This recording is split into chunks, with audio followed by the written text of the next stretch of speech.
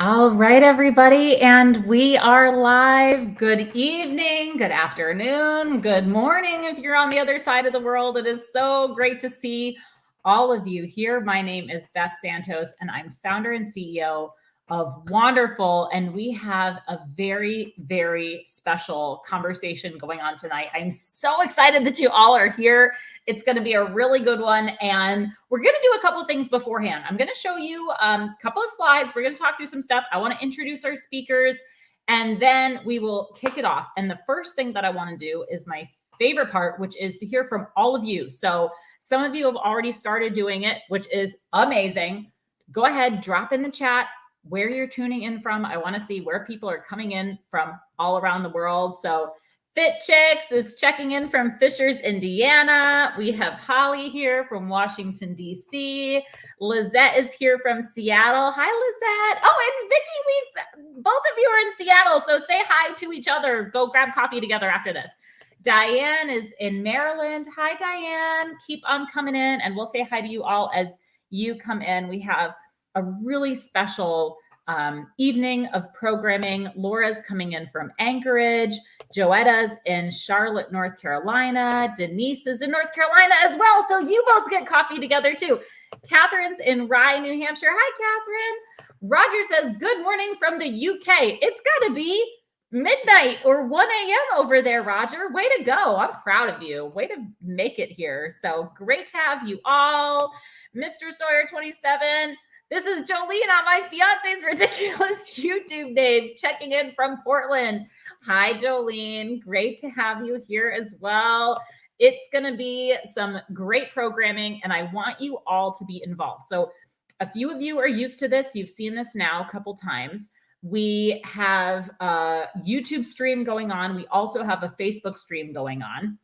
If you are commenting, you're probably commenting from YouTube. I want you to keep it up.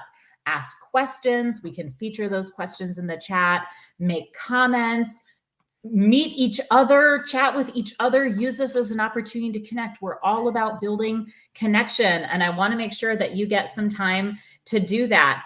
Today, we are having a really amazing fireside chat with Woni Spots. I'm going to take a minute to introduce her and to introduce our awesome moderator as well. It's a conversation that I've personally been really looking forward to. I hope you all have been too. But before that, I want to introduce you to Wanderful. So I'm going to skip this slide for a quick second and give you a little bit of homework. So the first homework assignment that you have is to make sure, if you're not already, follow us on social. We have all of our social channels right up here on the screen. Facebook is @She'sWanderful. Instagram is the same thing, @She'sWanderful.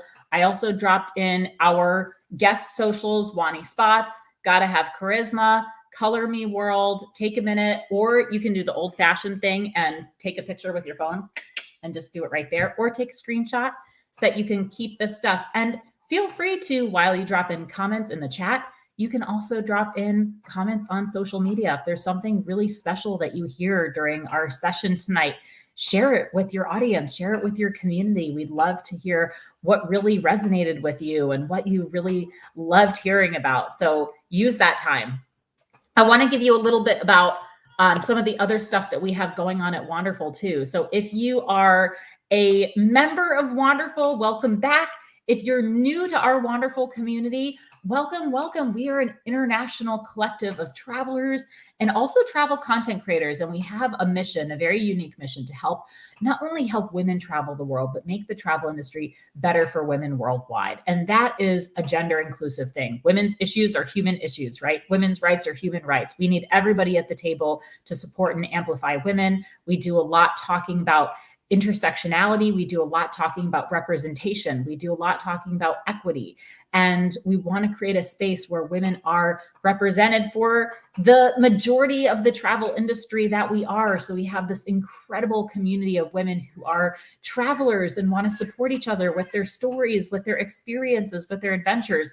And then we also have a community of content creators, of women who are building businesses in travel and want to help amplify one another. And you'll find all of that inside our member portal. So if you're coming in here and you're not part of our membership community, we do a couple of public facing events every month. And this month in particular, we're doing something really special. It's called Open Membership. And what we've basically done is opened up our entire membership community to anybody who wants to join, free of charge, no credit card required. You just go to sheswonderful.com/open and you can come and check it out. You can come to our other virtual events. You can join a chapter and come to our in-person events. We have 50 chapters all around the world. You can join our global hosting network where you could actually find and stay with other women travelers. If this is something that you really want to do, but you just can't make the funds work, we also have a great volunteer program and a great scholarship program. So I encourage you all to check it out. You'll get an email after this with details as well, but make sure that you sign up. June 15th is the end of our open membership month. So you definitely want to get in now while you can. And I just want to give you a quick look at some of the other really neat things that are coming up during that month. Next Thursday, we have a really important and difficult and honestly special conversation. It's called Stand with Ukraine, How the Travel Industry Can Support Ukraine. We actually have 3 incredible women leaders. One is the former press secretary for the Ukrainian President Zelensky. We have the youth delegate to the Junior UN that's going to be on. We have a leader of a really cool countrywide organization called I Am Not Alone, We Are Ukraine. They're going to be talking about what our responsibility is as a travel industry to support each other. And then on June 9th, we have a Juneteenth tribute happening with our BIPOC Women of Wanderful chapter and a number of wonderful members talking about the Black travel journey to freedom and what Juneteenth means to them and what our responsibilities are as all of us. So I hope that you come and join for both of those. Those are completely open events during our open membership month. And then, of course, if you were at WITS Kansas City, which is our in-person creator event, we've got another WITS happening in October in Gdańsk, Poland, and you should definitely check it out. It's a really cool event. So some of our highlights coming up and just a peek inside the world of Wanderful. I think those of you who are not too familiar with what we do would be surprised at all of the things that are going on in Wanderful world. We keep very busy, but we're an incredible community, and I hope that you can be part of it. And I see Adrian here in Durham, North Carolina. I see Angie here checking in from SoFlo, and keep on coming in, people who are here. Tell us where you're coming from, and make sure that you continue to use the comments throughout the evening. We've got some really great programming, but we want you to be part of this too. This is a conversation for all of us to have and to engage in. So definitely do that. Okay. Enough of me, right? Enough of Beth coming in here. Let's introduce our 2 incredible speakers. So I'm going to do a little bit of bragging and read about them. I'm going to put up this slide while I do it. And I'm going to read a couple of bios, and then I'll bring them up on the screen. So Woni Spots was born in Los Angeles and grew up traveling with her parents. Eventually, she became an accomplished musician, songwriter, piano player, and animator, but she didn't let go of her ultimate goal of exploring the world. Woni worked with Nolan Davis, journalist and author of 6 Black Horses, in the documentary film. Hold on, my computer is just about to run out of battery, and I want to make sure I don't lose you because it decided not to charge. So I'm just going to everybody give me a moment of grace to make sure I get my computer to plug in. Okay, good. All right. Woni worked with Nolan Davis, journalist and author of 6 Black Horses, in the documentary film titled Passing Through, also known as Woni Spots, first Black woman to travel to every country, which was released in 1989. Davis served as the film's executive producer and writer, while Spots was assigned to do the traveling and hosting. During the mid-2000s, Woni continued touring Monaco, France, and Southern Europe. We were just talking about Monaco. From 2014 to 2018, she again embarked on a journey to visit several countries. I'm going to read some of them because there's a pretty extensive list here, including Germany, Netherlands, Greece, Spain, Italy, Vatican City, Liechtenstein, Switzerland, India, Cambodia, Morocco, Jordan. And she's also visited other territories like Greenland, Antarctica, Tahiti, Easter Islands, the Galapagos, and the Canary Islands. We are so thrilled to have her with us. And Woni, I'm going to bring you up on the screen. Welcome, welcome. We're so glad to have you. Hi, happy to be here. Yay! All right, so let me bring in your conversationalist, who is a friend of mine and somebody that I admire deeply, Charisma Shackelford, named a change maker by Business Insider magazine, featured in Forbes, US Reporter, Los Angeles Sentinel, Travel Noir, Wanderful, and more. With a vision almost as grand as the world we live in, Charisma is committed to inspiring today's generations to travel the world, invest wisely, and work from anywhere through her personal brand, Gotta Have Charisma, as well as elevating the underrepresented all over the world to live out an abundant and limitless life with purpose. While on that journey, uniting the human race to live in color through her company, Color Me World, a global lifestyle, travel, and empowerment community. Charisma, get up on stage over here too. Hello, and thank you for having me. Wanda, you have no idea how excited I am to be here to be able to have this conversation with you. And Beth, thank you for having me. Thank you for being here. I am so looking forward to watching this from behind the scenes too. So I'm going to disappear into the back end. Just holler if you need me, but take it away. All right. All right, Wanda, you ready to go at this, girl? This is going to be fun. This is going to be fun. So, gosh, you have done things that only people like me have dreamt of doing. So we're going to start off by discussing and talking about the first time you traveled abroad at the age of 15, and then we'll roll into the documentary. Okay. So I traveled abroad with my parents before I was 15 because they were entertainers and I was just along for the ride. So I didn't even know I didn't even know where I was going. Um, but later, because of all the travel that I did when I was a young child and I was well behaved on the plane, I got a reputation for not being bratty. And so when the documentary came up, they thought about me because the producer had two children, but I think they were shyer than I was, and they didn't seem very interested. And I did, and I had a flexible school schedule.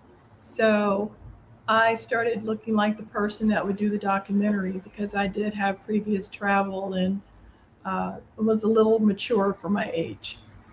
Nice, nice. A little mature for your age and have the perfect background. I forgot to even mention that behind you. Are you like on a plane right now? No.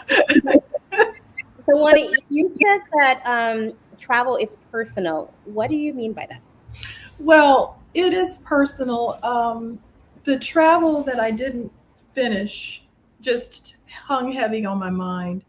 And after the documentary was incomplete, 4 years of traveling, possibly 4 months, 3 to 4 months out of every year, we knew we had to do a cleanup mission. And it never got done because the producer got ill and we never did that cleanup mission. So that uh, travel that I didn't do, it weighed heavy on me, but I had to go to school, and one thing led to another, and I wasn't able to uh, go. And the crew, people got married, people went back to their lives, and it just never fell back together again. And so I had to think about how I was going to travel to these places alone. It wasn't my goal to visit every country, but it became my goal. It was Nolan's goal, but I adopted the goal because I said, hey, yeah, he's right. It would be interesting to go to every country.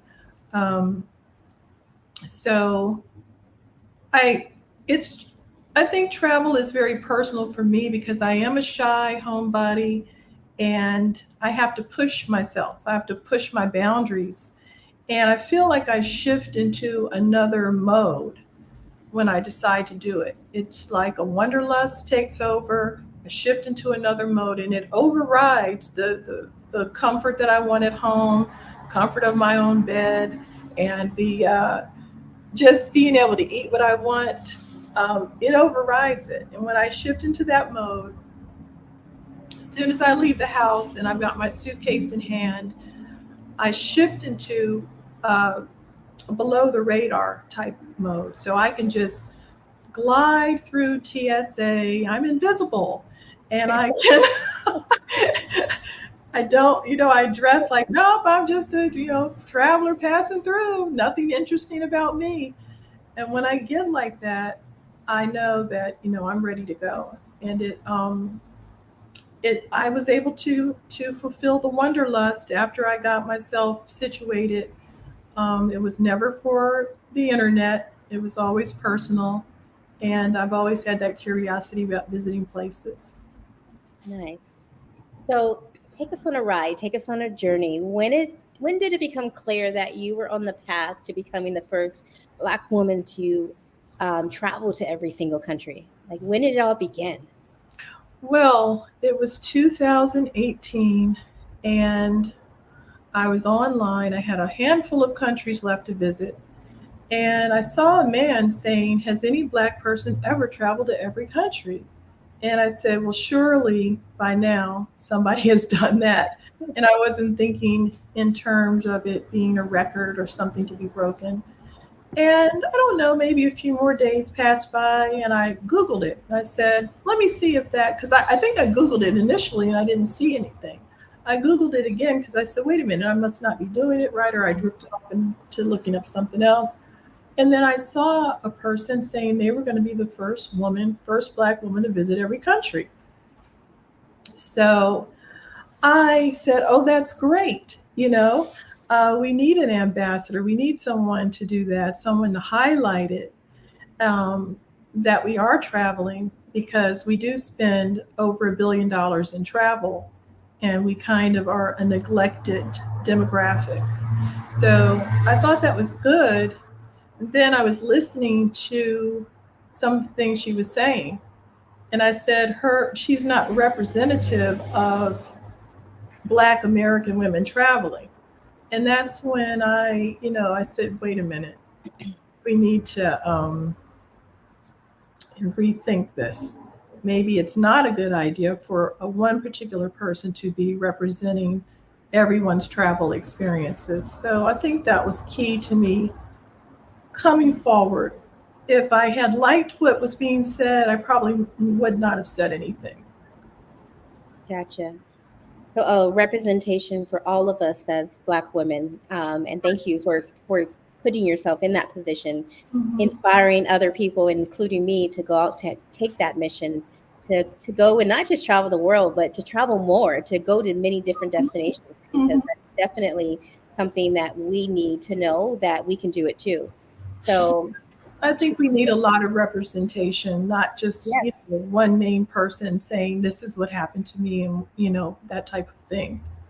yes, absolutely. I definitely agree. And travel is about making memories. And I tell my son all the time that gifts, no, we can get them anytime, but memories, those will last a lifetime.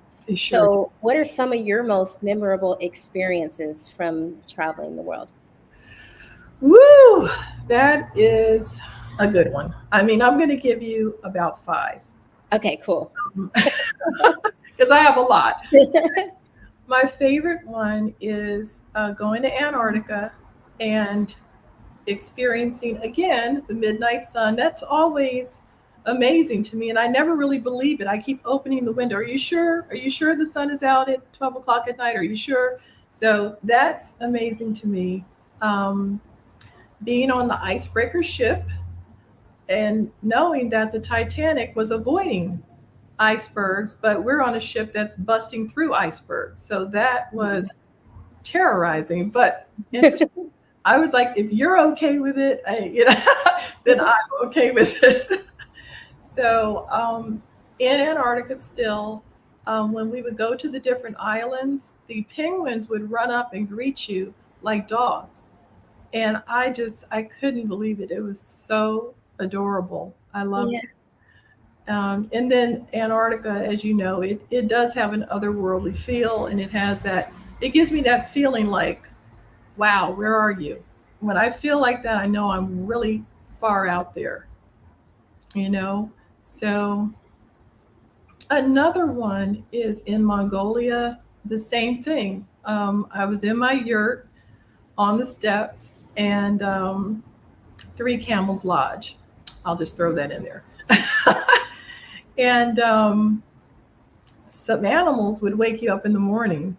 Sheep, goats, and a little baby horse would come by and just, make a little bit of noises. So you would wake up. I love animals. And so um, being on the Great Wall of China I felt very triumphant because it seemed like something was trying to stop me from going to China. Every time I had plans, something happened or something got in the way, and I felt very happy to finally be standing there.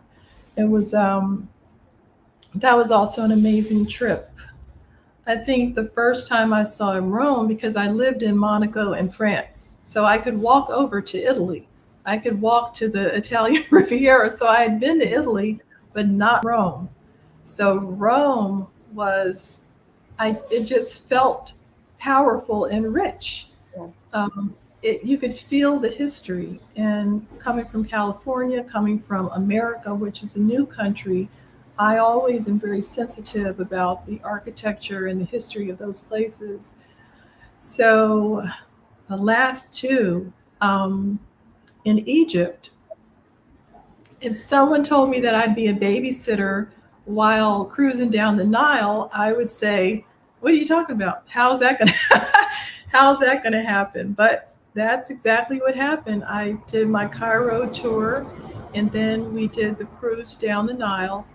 And there was a couple who had these rambunctious children, and they really wanted to be alone, and they didn't really want to deal with the children, and the children wanted to play with me. So since I act like a 12-year-old, we ended up just going around the ship and bugging the captain and just being in everybody's business, looking in all the banquet halls and going into the bar when it was closed. So we had a lot of fun, and the parents were so happy to get a break. And I even picked up a bored wife because her husband wouldn't stop talking on the phone during the cruise. And so we were just a quartet on the cruise ship. And then we spent New Year's Eve together dancing. We just had fun. Everybody liked the arrangement. Nice. And so the last one that I'll share is the time I was in Switzerland going down a country road.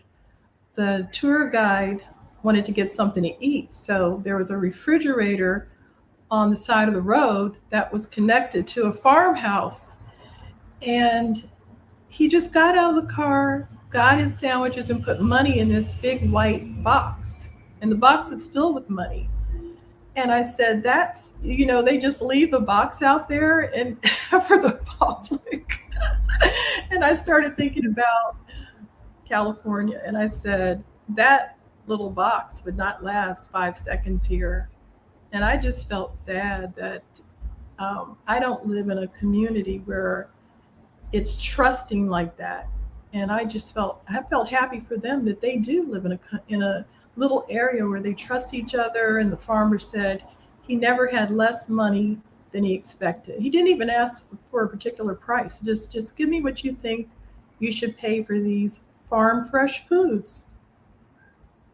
Yes, so you took us on an amazing journey to Antarctica, to Rome. We went to Mongolia, we went to China, and then we came all the way back to, I'm in Los Angeles, California, so I feel like that was really one of my trips. So this is now going to be a new memory for me. Now, memories come from the experiences, but a lot of times it comes from the people that we meet while traveling. Mm-hmm. So who were some of the most memorable people you've met during your journeys?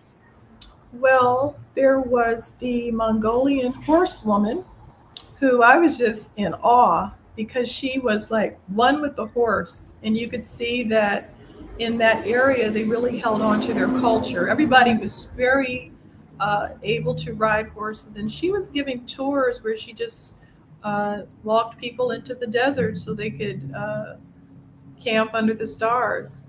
Now, I didn't take that particular tour because I didn't feel like all the authenticness. So I just did the day tour with her, but I ran into all the people that she did the tour with, and they loved it, spending the night under the stars. And she was very strong, confident person that I really thought was an amazing woman. Another young woman was my guide in Bolivia. And she took me all over Lake Titicaca, just the main tours. But she did a tour called the Death Road Tour. And it's very dangerous. And I said, aren't you frightened? And she said, no, my mother has 5 daughters. So, she wasn't interested in getting married right away or having children right away. She was interested in furthering her education. And I was just kind of proud of her because in that setting, most of the women in her position don't have the chance to do that. She was extremely smart, very intuitive, very warm person to meet. She really inspired me. Now, the other one, this is like far away from that one. When I was younger and we were going through the Congo, what they call the Congo, the Batwa people did the tour, better known as the Pygmies, but they're the Batwa people. And I was very miserable. And I just was like, I need to go back to the hotel. I can't live in these huts. I don't know what's coming in and out. There's no security. There's no lock on it. I'm sticky. I'm dirty. I'm hot. I'm hungry. I don't like any of the food. And after all of the whining, I just started looking at them, and they had a way about themselves where they would cheer and get happy when it was raining, and then they would cheer and be happy when it stopped raining. And I just stopped focusing on all of my creature comforts and really started focusing on how they just went along with the way things were. And I knew that if I would take those breaks and go to the hotel, I was going to miss something. It wouldn't be the same. It would have these things missing. So I just trusted them. It's hard for me to trust, but I just put my trust in that. If they could do it and feel happy about it, then it was just my state of mind that was really the issue. Moving on from that, I think that all of the funny marriage proposals that I've gotten and how people are, these guys, like, I'll share one of those. You're going to have to go more in detail into one of these ones. This sounds really interesting. It's funny. There's a lady in Petra that sells a book called I Married a Bedouin. And she sits there. I think she was on vacation from Australia, and she just went over there. And some guy said, "Want to get married?" And she said, "Yes." So she's still there. He died. She has some children, and she's still in Jordan. So I was walking back from the tour. It was a long walk back, but I didn't want to take a ride. And so this guy, it proposed to me all the way back to the opening of Petra, and he was so serious about it. He was very serious, and he gave me all of his contact information, and off to back to Egypt. The tour guide there said that he could have a 4th wife. He said I could have 4 wives, and I only have 1. So he proposed I could have been a 2nd wife. And you have there was a guy with some cave hotels in Turkey. He wanted to get married, and all I wanted was a lemonade. So how do they come up with these instant marriages out of the blue? It's definitely not the way they do it in America. So it's kind of shocking that people would be that sure of liking someone. So let's see what else. I think that's basically, there's a lot, but one more thing I'll share is something that I noticed while traveling. There are people that live traditionally, and they always have pressure to go to the city and get educated and get a job. And then at some point I started thinking about that, and I said, wait a minute, you're here in the Amazon the tundra or some tribe in Africa, and they're trying to make you go to the big city to be educated, which I don't have a problem with. I don't have a problem with them being having different experiences, but basically they get educated so they can get a job and then pay for the stuff they already know how to get for free. So they're just going to pay for housing and food when they already know how to forage and create food and housing, and their whole societies do. So it's just so, it's an interesting thing. Like, I don't know whether everybody should be forced into someone else's way of life, because some of these people don't do very well when they're forced like that. Yeah, it's really amazing to see how different our journeys are all over the world and our experiences. So I'm loving that I'm hearing that people are loving the storytelling that is such an inspiration that came in by Tyra. So if anyone else is loving the story, you can just do me a favor and just do hashtag Wani Spots in the chat. Let's go ahead and give her some love. Because yes, your stories have been taking us on a journey while we're just sitting here. So crazy how we can travel without even having to leave our living rooms, which is one of the wonderful things that Wanderful has been able to provide us is this journey, even without actually traveling somewhere sometimes. So, I have a question for you. As a Black woman traveling alone most of the time, how did you manage safety concerns, especially as you travel through conflict countries and countries where you may not be seen as equal because of your race and or your gender? Okay. So, like I was saying, when I travel, I shift into this in what I think is invisible mode. Sometimes it works. I mean, works most of the time, so that I can just look like, hey, I'm just visiting, I'm just a traveler, I'm not really doing anything. I think that my main thing that I do is I prearrange a person to do meet and greets at certain countries that I feel uncomfortable. Mhm. Um, I make sure I get escorted to the transfer to the hotel. Make sure that it's prearranged and it's a licensed driver. Again, this is in countries that I, may feel hesitant about, that I don't trust. And I make sure my guide is licensed so that I don't just get some random person showing me around that I can't trust. But if the country calls for modest dress, I dress modestly. I mean, I dress modestly anyway, but I do what the country asks us to do.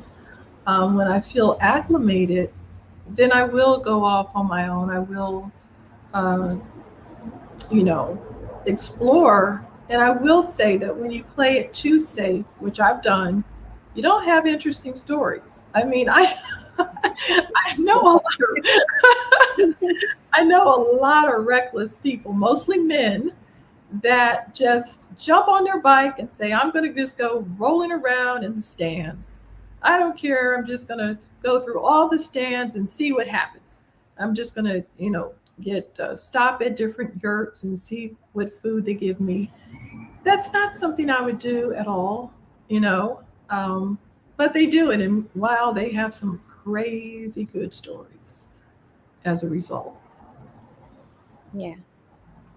So I'm going to ask you to share with us some golden nuggets because I personally want to know for and those of you that are on here today that also want to know what are some golden nuggets that you may drop to us that are inspired to go to travel the world and maybe visit all of those countries like you did.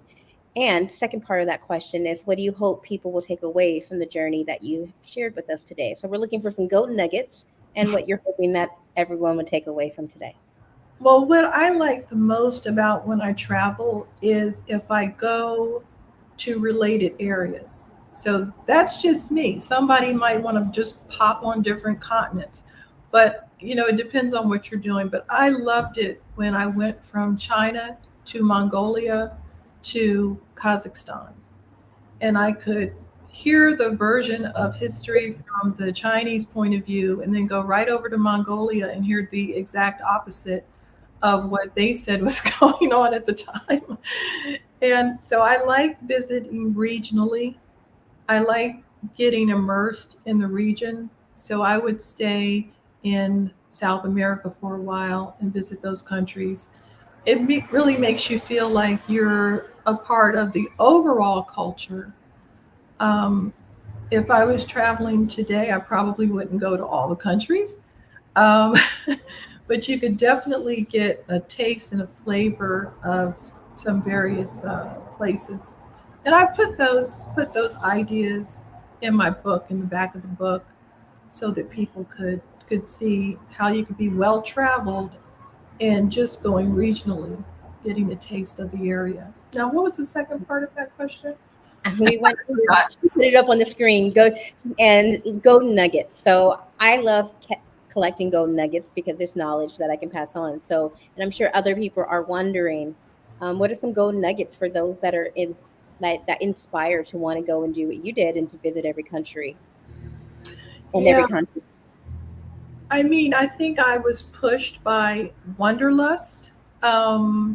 You have to find what you want to do, because if someone says, hey, let's go over here and lay on the beach and drink, I'm not going to be inspired to do that because I don't drink and I don't just want to lay on the beach. So I think if you find something that you really like about traveling, like some of the things that I like about traveling are, I'll travel for flowers, believe it or not. I will travel because things are in bloom. I will travel to see ruins. I'll travel to see ancient cities. I'll travel to see animals in the wild. I have a long list, but that's my list of things that I. Okay, we're traveling for flowers. Which flowers are we traveling for? And where are they? There's a wisteria garden in Japan, and it only blooms at a certain point, and it looks like a painting. It doesn't even look real, but it's seasonal. There are also in Japan at Seaside Park, they have flowers that bloom and it'll be light blue, or either it's a pink, some pink flowers. It's really moss. I've traveled for wildflowers. I just like to time it. Sometimes I will travel when those flowers are in bloom. I don't know. I just love frolicking through sunflower fields. I mean, call me crazy, but if it's there, I will travel seasonally just so I can see those things and travel. I also travel for animals to make sure that they're doing what I want to see them doing. So, but I've seen people travel to places because they want to parachute over those places. So that's, if you find what you want to do, that's one of the things that really inspires people, is that they want to go. Because I've seen couples that I've met up with on tours, and the woman will want to do something, will want to go see the history of something, and the man won't. Or either the woman will want to shop. I don't want to stereotype us, but sometimes we do want to shop. And the men won't want to do that. They'll want to go to a museum. So if you find what you really like about traveling, then you can focus in on doing that wherever you go. Yeah, so you talked about ruins other than Rome, because that place is majestic, and so you walk in there and you can feel the culture. Where are some other places that you loved traveling to experience the ruins? Greece, okay. Greco-Roman Empire, and just architecture in general. It's all over the place. All different parts of Africa. It's definitely more than Egypt, although I loved everything in Egypt, every part of Egypt. But it's you can see these ruins in a lot of places. Mayan ruins. I visited some in Belize. They're all over Central America, and they're not very well known either. So you have to look them up. You can just look up Mayan ruins, and it'll just show the different things that, and some are new, some weren't even available when I visited those areas. So some things have been uncovered or made for the public to see, you know. So as we wrap up here today, and I'm so thankful for you sharing your golden nuggets and your journeys and your stories. But remind us, because I'm not sure if we mentioned it before, but I think Beth did. But just remind us, where can we find your book? Because I would love to get in there. It's an ebook on Amazon. I'm still working on the print copy. Uh, it's called Letters from Everywhere, and still working on the print copy because every page is colorful and every page is a little work of art around the words. So it's a little bit different than printing it on white background. Yes, most definitely. Well, as we wrap up here, is there any final words that you want to leave for our audience today as we go ahead and wrap this up? Sure. Like you said earlier, um, I want people to view travel as with more value than they do and not say, well, I'd rather have a pair of shoes than go over here, because those memories are forever. And I remember all of the things that I've done with my family. I don't even remember what kind of things people bought me, like my school clothes and all of those things. I don't even remember those things. I do remember the travel. I do remember going places. I do remember experiences. I want people to know that travelers are a diverse group of people, and they have diverse interests. And so, some people hurry through countries to uh, be on the gram, but others are really curious about the culture, like I am, and just curious about people, how they live, and what their hopes and dreams are, what their religious beliefs are. So I hope that people just feel more uh, put more value in travel and not just think of it as just hanging out on the beach. Nice. Oh, that's nice.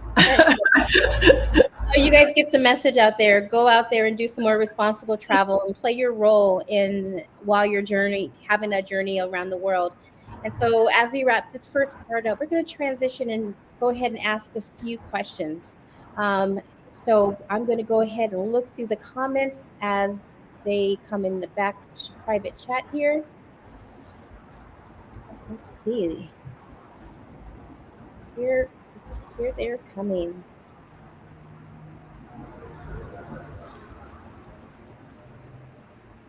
Oh, let me see.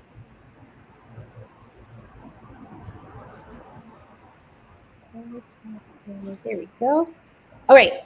I was looking in the wrong place. So, Me too. city and country do you feel most at home culturally and emotionally? Okay, you said what country do I feel most at home in? Okay. What city and or country do you feel most at home culturally and emotionally? I would say countries in the Mediterranean area are the ones that I would move to. I've considered moving to Spain. I've considered moving to France and Monaco. And so those are the closest ones that I would move to. Nice. And I'm going to go ahead and add in why.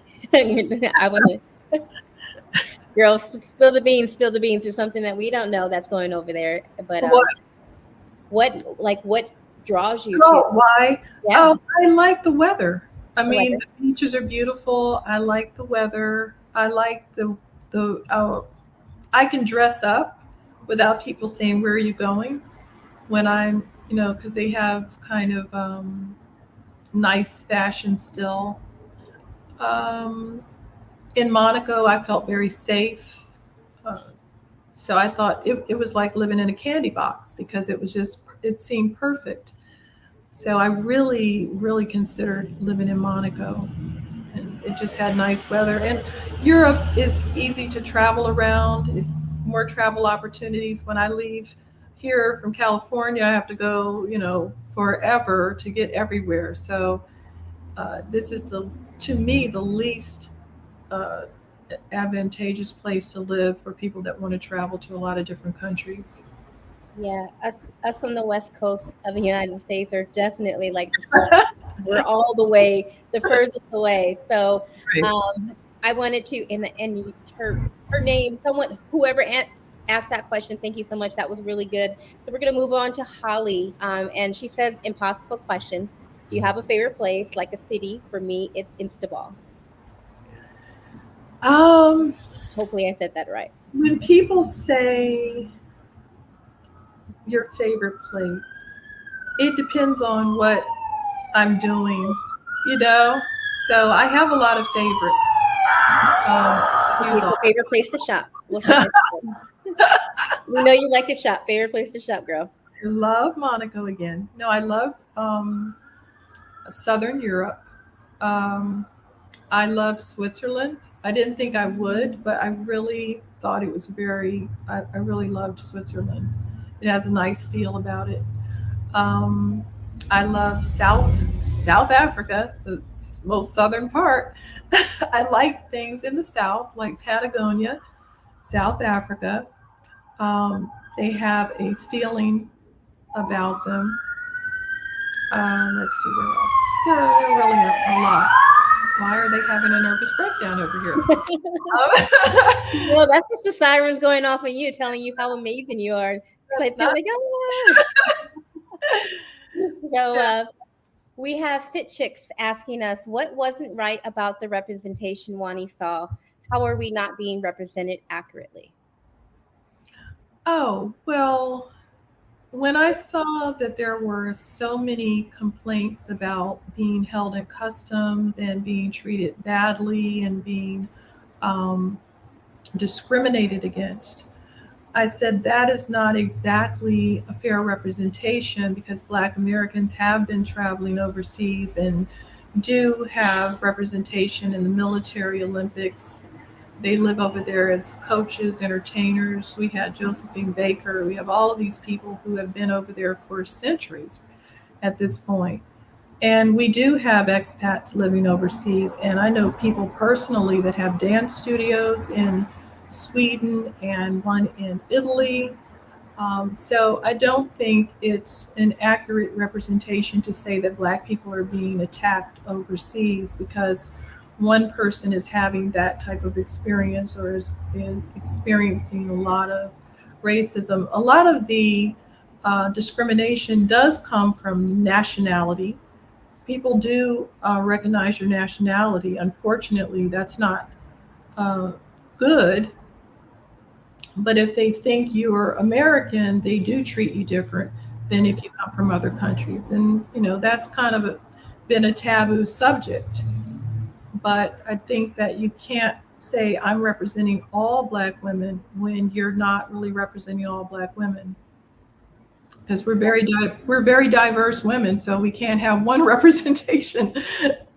Yeah, so basically saying that, having showing the different perspectives, the different experiences, because it's not all bad. We got some really great ones too. So we're Yeah. saying let's show the spectrum.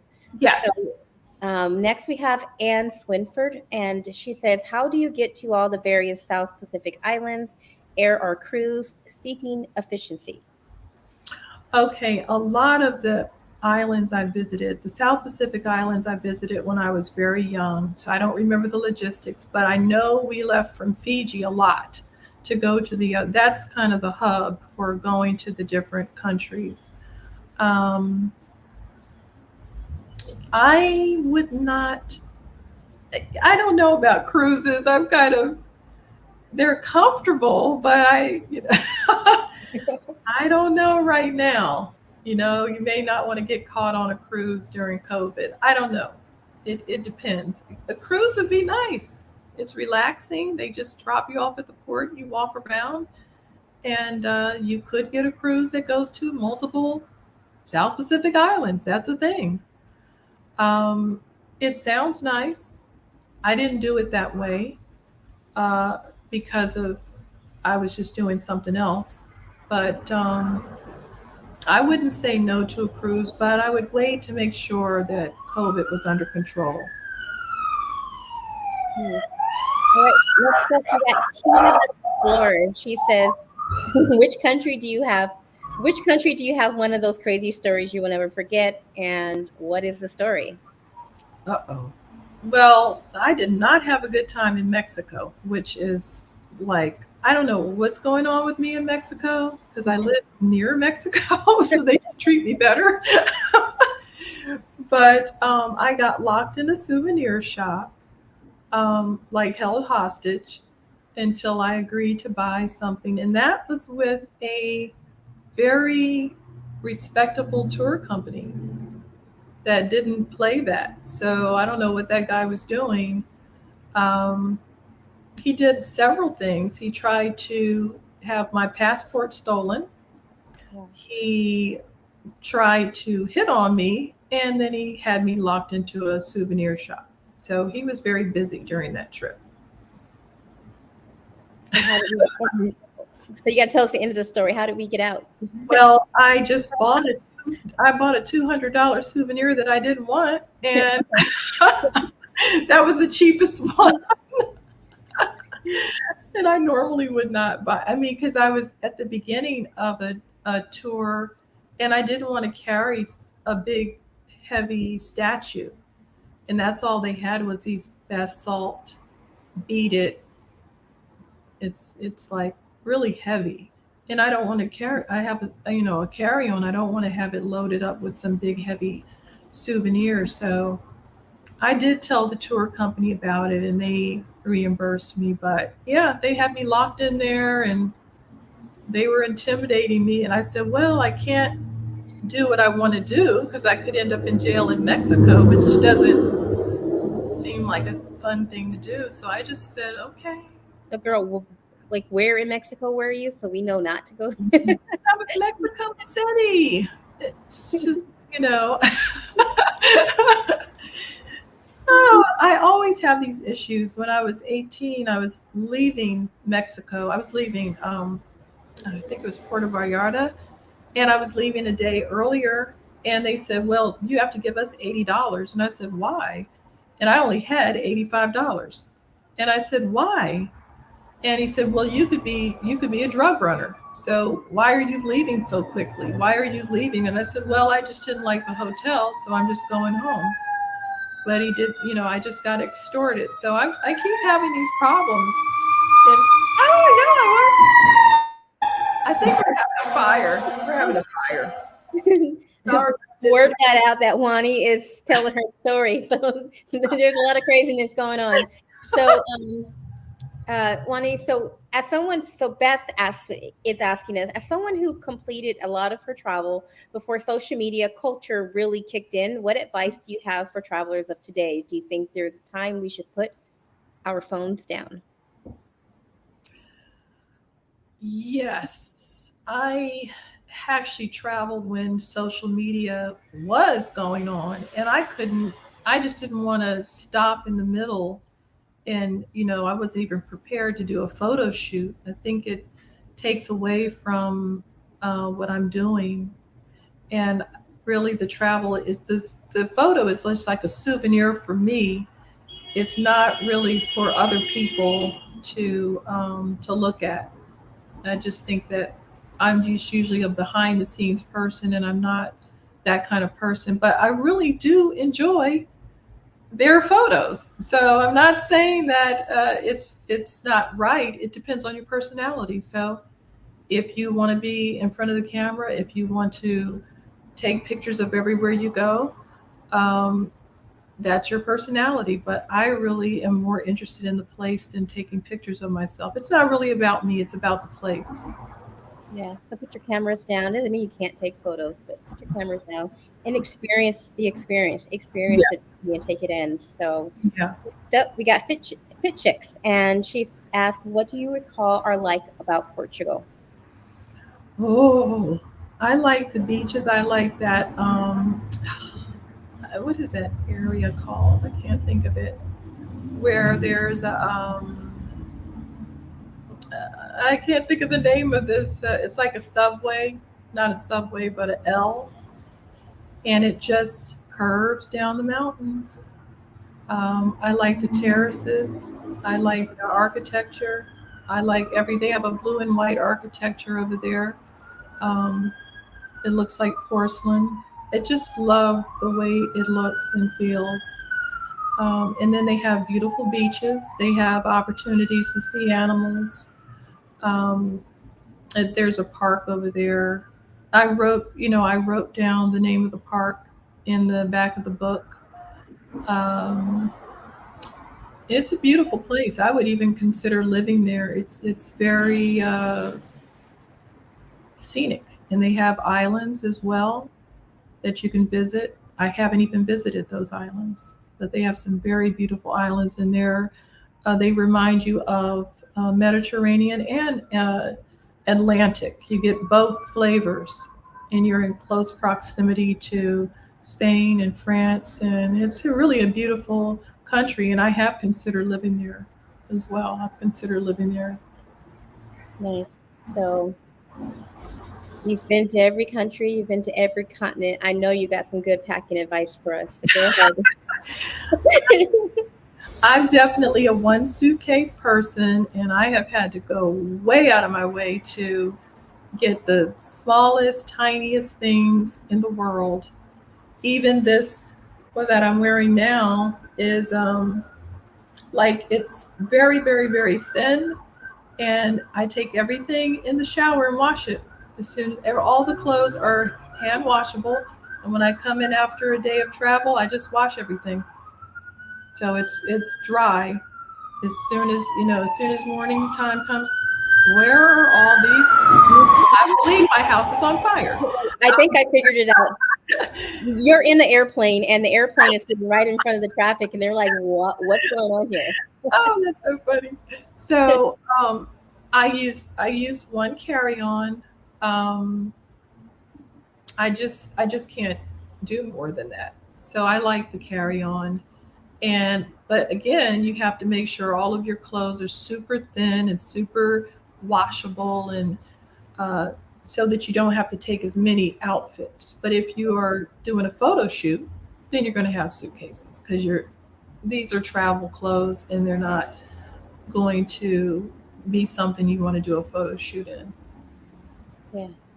So I'm going to ask a one-off question, because this is what I want to know. Hair products. Have you been able to find hair products all over the world as you're traveling? How difficult has that been? It's funny. I will take the hair product and put it in a capsule and pretend like it's medicine. Gotcha. So I do that. I haven't. I mean, it depends on where you are. Sometimes I just I'll use just small amounts.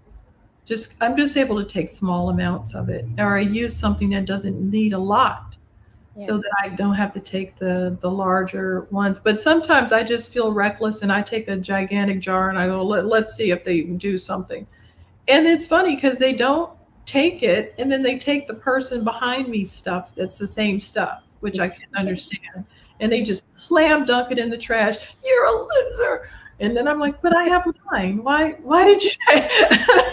Because like you said in the beginning, you were the invisible traveler. I tried to be invisible. So how do we see the documentary? So I got this is Global Botchery, and hopefully I'm saying that right, and I'm so sorry. Oh, it's up on the screen. I wish I could tell you this documentary. The producer died before we finished it, so I'm not sure who took it and then released it in South Africa somewhere where I can't find it.